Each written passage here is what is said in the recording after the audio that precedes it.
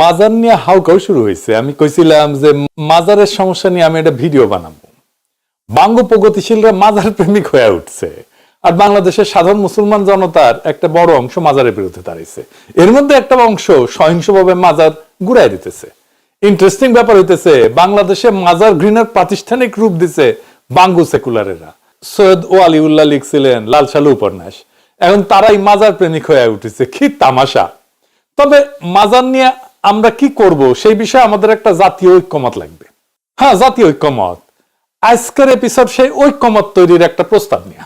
আলাপ শুরুর আগে আমাদের জানা নেওয়া দরকার বাংলাদেশে মাজারের সিলসিলাটা কি, কেমনে বাংলাদেশে মাজার তৈরি হইল। এইটা না জানলে মাজার আমাদের রাজনৈতিক সামাজিক ইতিহাসে কি জায়গা নিয়ে আছে তা আমরা বুঝতে পারবো না। আসেন দেখি মাজার বাংলাদেশে কেমনে আসলো, সেই গল্পটা শুনি। এই যে আমরা বাংলাদেশ দেখি না আজকে, এখানে একসময় মানুষ বাস করতো না, কিন্তু জঙ্গল ছিল, জঙ্গল। পুরা জঙ্গলে ভর্তি সাপ, খোপ, বাঘ, ভাল্লুক, কুমির। গঙ্গা নদী তার গতি পরিবর্তন করে পদ্মা হিসাবে এই অঞ্চলে প্রবাহিত হইতে শুরু করে। এইটা হয় মোগল সাম্রাজ্যের শুরুর দিকে। সেই সময় মোগল সম্রাট এইখানে জমির পত্তন দেয়, তাদেরকে যারা জঙ্গল কাইটা ফসল ফলাবে এই প্রতিশ্রুতি দেয়। পুরো বাংলায় এইভাবে নতুন ফসলি জমি তৈরি হয়, জঙ্গল কাইটা আবাদি জমি তৈরি হয়। এই জঙ্গল কাটার কাজে অসংখ্য পরিশ্রমী মানুষ নিয়োজিত হয়। সেই জমিতে কোনো খাজনা দিতে হইতো না, নিষ্কর জমি ছিল। ওই নিষ্কর জমিতে তাদের ধর্ম বিশ্বাস অনুযায়ী একটা মন্দির অথবা মসজিদ স্থাপন করা বাধ্যতামূলক ছিল। মোগল সম্রাট যেই বন্দোবস্তে এই জমিটা তাদেরকে দিছিল, এই জমিগুলাই দেবোত্তর সম্পত্তি শোনেন না বা ওয়াকফ এস্টেট শোনেন না, এইগুলাই হইতেছে সেই সম্পত্তিগুলা। মোগল আমলের নথি অনুসারে জঙ্গল কাটা মানুষদের স্থাপিত মন্দিরের চাইতে মসজিদ অনেক বেশি ছিল, কারণ মূলত মুসলিমরাই এই জঙ্গল কাটার কাজে নেতৃত্ব দিত। তো এখন এই জঙ্গল কাটার নেতারা কোথায় থেকে আসছিলেন? অধিকাংশ আসছিলেন উত্তর ভারত থেকে, এবং তাদের অনুসারীরা সেই নেতার উপর তাদের মৃত্যুর পরে মহামানবত্ব আরোপ করে, তাদেরকে পীর হিসাবে মাইনে নেয়। গড়ে ওঠে ওয়াকফ সম্পত্তির পাশে সেই নেতার মাজার। এই নেতারা শুধু বসতি স্থাপন করেনি, জমি উদ্ধার করেনি, তারা এই অঞ্চলে ধর্ম প্রচারও করছে। এমন কোন জনপদ দেখাইতে পারবেন না বাংলাদেশে যেখানে একটা মাজার নাই। ইসলাম ধর্মের এই জয় জয়কার পূর্ববঙ্গে এই মাজারের পীর আউলিয়াদের কারণেই হয়েছে। আমাদের জমির সাথে মিশে আছে ধর্মবিশ্বাস। জমি, এই মাটি আমাদের খুবই আপন। খোদা তাআলা নাকি মাটি দিয়া মানুষ তৈরি করছেন, এইটা বাংলাদেশের মানুষকে দেখলে বোঝা যায়। আমাদের জাতি গঠনের প্রক্রিয়ার সাথে যুক্ত হয়ে আছে এই মাটি, ভূমি। দুনিয়াতে কি শুধু আমাদেরই জন্মভূমি আছে? তা তো না, সকলেরই জন্মভূমি আছে। অন্য জাতির আছে না? আছে তো। আমাদের মতো দেশের জন্য পরাণ কান্দে কারো না? কান্দে না। আকুল হইয়া কান্দি আমরা। এই মাটি আমাদের চৈতন্য তৈরি করছে।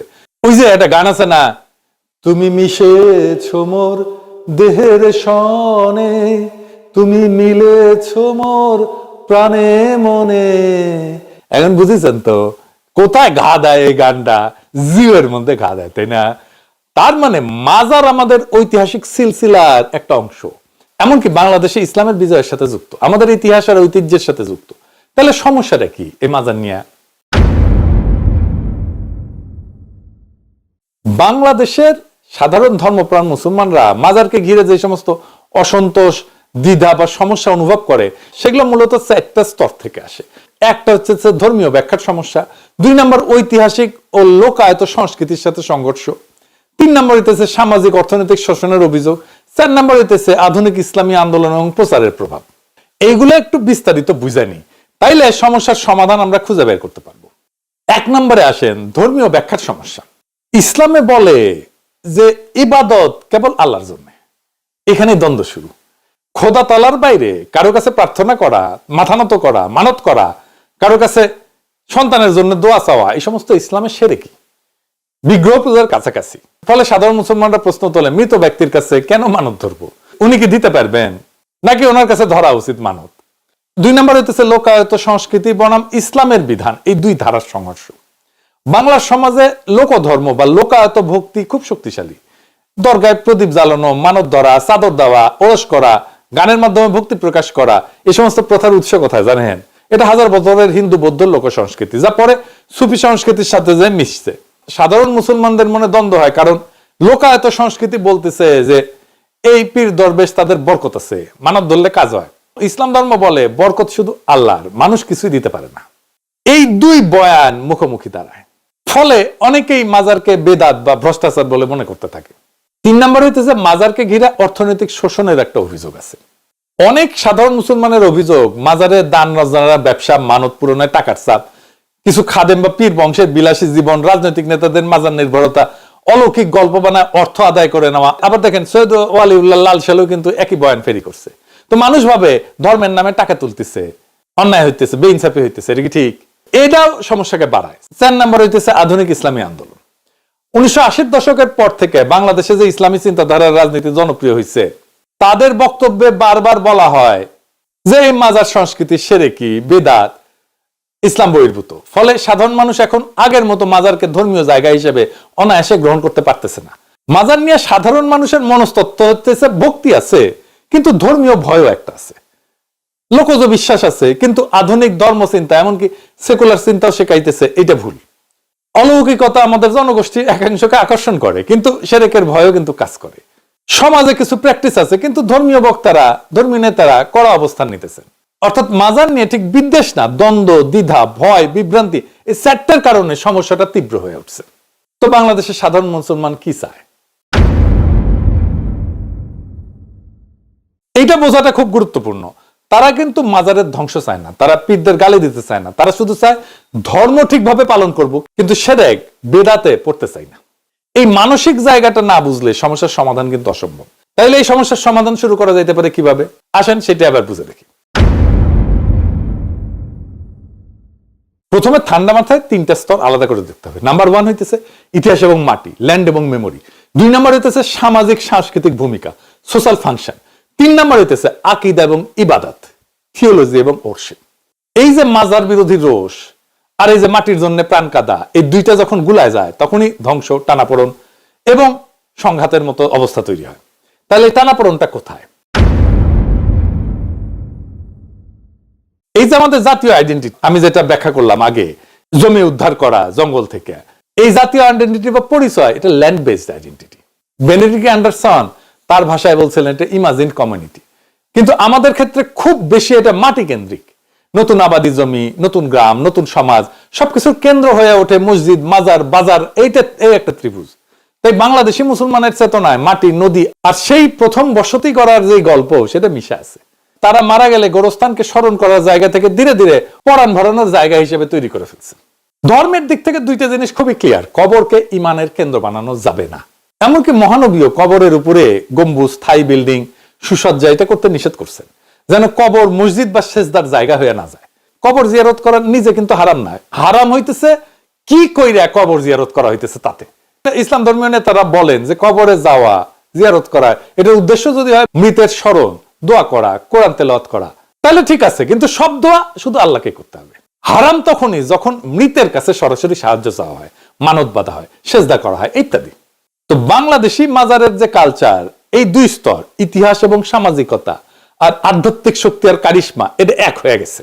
কেউ যদি ধর্মের ভাষায় বলতে চায় শিরক এড়াইতে হবে, সে গিয়াই মাজার ভেঙে দিতে চাইবে। আর অন্য পক্ষ যদি বলে আমার মাটি, ইতিহাস রক্ষা করতে হবে, সবকিছুকে জাস্টিফাই, তখন সবকিছুকে জাস্টিফাই করতে থাকে। এই দ্বন্দ্ব কখনো মিটবে না। তাহলে সমাধান শুরু করতে হবে কোথায় থেকে? ওই যে 3টা স্তরের কথা বলছি, অন্য আলাপের মধ্যে ঢুকে গেছি। যাই হোক, এই যে 3টা নীতিগত ফ্রেম, 3টা স্তর আলাদা করতে হবে। সমাধান শুরু করতে হবে একটা ঘোষণা দিয়া। মাজার হইতেছে কবর, ইতিহাস এবং সামাজিক নেটওয়ার্ক, এই 3টার সম্মিলন। কিন্তু ইবাদত শুধুই আল্লাহর জন্য। এইখান থেকে একটা ত্রিস্তরীয় একটা মডেল বানানো যায়। যেমন ধরেন কবর, এইটা ইসলাম ধর্ম শরিয়া কমপ্লায়েন্ট, সিম্পল, কোন সেজদা করার জায়গা না, তাওয়াফের জায়গা না। 2 নম্বর হইতেছে মেমোরিয়াল বা মিউজিয়াম জোন, ইতিহাস, লোকগাথা, মাটি, গল্প, গাথা সব বলা হবে।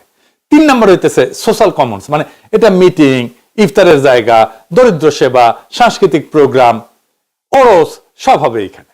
এখন এই 3টাকে ইনস্টিটিউশনালাইজ করাই এটা ইনোভেটিভ সমাধানের কোর। তাহলে প্রস্তাবটা কি? প্রস্তাবটা একটু খুলে বলি। আমরা একটা জাতীয় মাজার ঐতিহ্য এবং ওয়াকফ কমিশন মডেল করতে পারি। এর প্রথম ধাপে ম্যাপিং করব এবং ক্লাসিফিকেশন করব।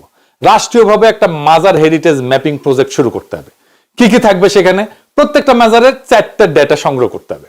এক, এটা ঐতিহাসিক প্রমাণ আছে কিনা, মানে এটা ওয়াকফ নামা আছে কিনা, স্থানীয় ইতিহাস আছে কিনা, সেটা কি। 2 নাম্বার, এটা সামাজিক ভূমিকা কি, এটা কি বাজার আছে, সাথে সাথে লঙ্গরখানা আছে, পানির ব্যবস্থা আছে, পথিকের আশ্রয় আছে ইত্যাদি। এখানে ধর্মীয় প্র্যাকটিসটা কি, এখানে কি ধরনের আমল চলে, দোয়া কোরআন নাকি সেজদা মানত পীরকে ডাকা এগুলো চলে। ফিজিক্যাল স্ট্রাকচারটা কি রকম, ভবনের ধরন কি, গম্বুজ আছে, কবরের উপরে বিল্ডিং আছে ইত্যাদি।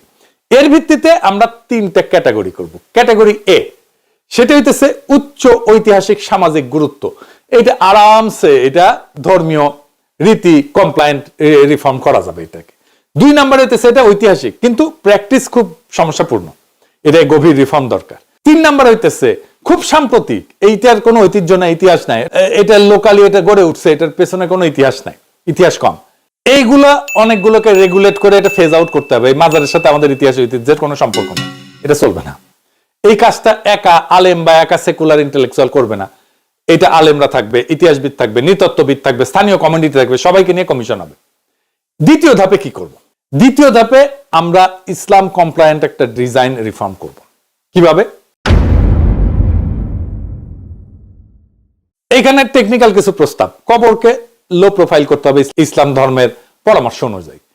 কবরের উপরে বড় বড় গম্বুজ, মার্বেল, চাদর টাদর এগুলা বাদ দিয়ে সিম্পল মাটি সমতল, শুধু মার্কার নাম এবং শাল যেটা যেটা হাদিসে আছে। চারিদিকে হাঁটাহাঁটির জায়গা রাখা যাবে না, যেন তাওয়াফ টাইপের কোনো সিম্বলিজম না হয়। মসজিদ বা ইবাদতের স্পেসকে কবর থেকে আলাদা করতে হবে। সম্ভব হলে কবর এলাকার বাইরে আলাদা মসজিদ থাকবে, যাতে সেজদা হয় শুধু মসজিদের কেবলার দিকে, কবরের দিকে না। কবর এরিয়াতে বড় বড় করে লেখা থাকতে হবে, এখানে মৃতের কাছে কোনো আবদার করা যাবে না, সব দেওয়া যাবে শুধু আল্লাহর জন্য। এবং এই সমস্ত মানব টাকা পয়সা আছে এগুলো যাবে দারিদ্র নির্ভর চ্যারিটি ফান্ডে, এগুলো কনভার্ট করতে হবে। যে সমস্ত ফুল, চাদর, দক্ষিণা এগুলো আসতো সেগুলোকে আলাদা করে একটা সোশ্যাল ফান্ডের মধ্যে নিতে হবে, ওয়াকফে। এগুলো যাবে খাবারে, ক্লিনিকে, শিক্ষায়, যেখানে ব্যয় করা যায়। এবং শরিয়া বোর্ডের ফতোয়া থাকবে যে মানত শুধু আল্লাহর নামে, পীরের নামে মানত হারাম, কিন্তু গরিবের জন্য দান করা সুন্নত। এইভাবে আপনি স্ট্রাকচারটা রেখে দিয়া আকীদাকে নিরাপদ করে ফেলতেছেন। তৃতীয় ধাপে কি করবেন? মাজার মেমোরিয়াল সেন্টার তৈরি করা যেতে পারে, যেখানে মাজারকে পিওরলি রিলিজিয়াস সাইট না বানায় মাটি, ইতিহাস এবং সমাজের একটা আর্কাইভ বানায় ফেলতে পারবো আমরা। প্রত্যেকটা ক্যাটাগরি এ মাজারের এর পাশে ছোট একটা মেমোরিয়াল গ্যালারি বা মিউজিয়াম থাকবে। এখানে কিভাবে বন কাটা হয়েছিল, বসতি করা হয়েছিল, সেই পীর নেতার সোশ্যাল ওয়ার্ক, নদী বদলের ইতিহাস, গ্রাফিক্স, মাল্টিমিডিয়া, স্থানীয় কৃষি, নদী ব্যবস্থাপনা, লোক সংস্কৃতি, সবকিছুর একটা স্টোরি টেলিং এখানে আপনি দেখাবেন। এখানে স্কুল কলেজ থেকে বাচ্চারা আসবে, ট্যুর করবে, ইমান শিখতে না, ইতিহাস এবং সমাজ শিখতে। মাজারকে আধ্যাত্মিকতার জায়গা না করে ডেল্টা সিভিলাইজেশনের মেমোরি নোড হিসাবে তৈরি করতে হবে, ফ্রেম করতে হবে। ডেল্টা সিভিলাইজেশন আর মেমোরি নোড কি কয়ে দেওয়া লাগবে? আচ্ছা আসেন এটা কয়ে দিই। বাংলাদেশ তো মূলত গড়ে উঠছে এই যে বঙ্গ ডেল্টাকে কেন্দ্র করে, পদ্মা, মেঘনা, যমুনার বদ্বীপে।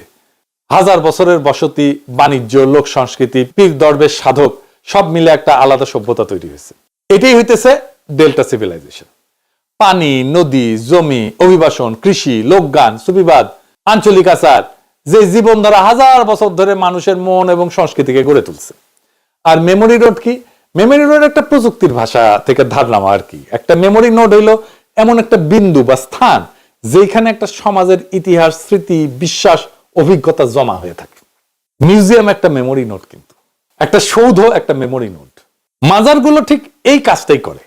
এই অঞ্চলে কিভাবে বসতি হইল, কে প্রথম আসছিল, কোন সুফি সাধক মানুষকে একত্র করছিলেন, ইসলাম ধর্মে কনভার্ট করছিলেন, কোন জায়গায় কোন সাংস্কৃতিক কেন্দ্র তৈরি হয়েছিল, মানুষ কিভাবে একসাথে জীবন কাটাইছে, তার কালেকটিভ মেমোরিটা কি ছিল, এই সবের জীবন্ত স্মৃতিগুলো মাজারের ভেতরে জমা আছে। আমরা এটা খুলে দেখি না। তার মানে মাজার ধর্মীয় স্থান না, ইতিহাস বহনকারী স্মৃতিস্থান। আমাদের এই ন্যারেটিভ যদি আমরা এস্টাবলিশ করতে পারি তাহলে সব সমস্যার সমাধান হয়ে যায়। এইভাবে আপনি মাজারকে জিও পলিটিক্যাল চেতনার অংশ করে রেখে দিতেছেন, কিন্তু ইবাদতের প্রতিদ্বন্দ্বী বানাচ্ছেন না। ধর্মের তো সমস্যা যে এটা ইবাদতের প্রতিদ্বন্দ্বী হয়ে যেতেছে। 4 নম্বর ধাপে আমরা নো নিউ মাজার নীতি এটা করতে হবে, নতুন কোনো মাজার না। ইতিহাসকে বাঁচাইতে হলে ভবিষ্যতের এই অবিরাম মাজার প্রলিফারেশন এটা বন্ধ করতে হবে, কারণ তাহলে এটা আমার ইতিহাসকে এটা কন্টামিনেট করবে, দূষিত করে দেবে আমার ইতিহাসকে। পরিষ্কার আইন থাকতে হবে, ঐতিহাসিকভাবে প্রমাণিত কিছু মাজারি শুধু প্রোটেক্টেড সাইট হবে। নতুন করে কেউ মারা গেলেই তাদের পীর বানায় আলাদা মাজার করা যাবে না, শুধু সাধারণ কবরস্থান হবে। আপনি দেখছেন না কিছুদিন আগে ফরিদপুরে এক পীরের মাজারের কবর থেকে মৃতদেহ বাইর করে এনে পুরাই টুরাই দিচ্ছে, এটা বিদিকিচ্ছির ঘটনা ঘটছিল এই কারণেই কিন্তু। এবং আপনি এই ঘটনাগুলো কিন্তু আপনি রোধ করতে পারবেন। তো বাংলাদেশে নতুন মাজার চলবে না, ফুল স্টপ। পুরনো মাজার heritage wise yes, but reform করতে হবে। এই লাইন যদি ধরা যায় তাহলে দ্বন্দ্ব অনেক কমে যাবে।